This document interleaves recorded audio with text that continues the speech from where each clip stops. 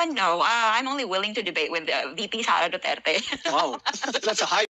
So, welcome back mga ka-defender. So, di ba? Napanood niyo yung isang kakampi na si Lovely.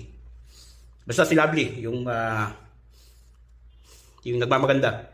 Di ba? Itong talaga yung mga kamping na to, punong-puno ng entitlement sa buhay. Can you imagine? Ikaw ba naman maghamon ka ng debate sa vice presidente? Anong authority mo na meron ka para maghamon? Di ba? Wala kang karapatang maghamon ng debate sa vice presidente. Unang-una, may mandate ng tao yan. At pangalawa, hindi yan ang trabaho ng vice presidente para patunayan lang yung worth niya. At isa pa, sino ka para maghamon ng debate sa vice presidente? Unang-una, anong meron ka? Di ba?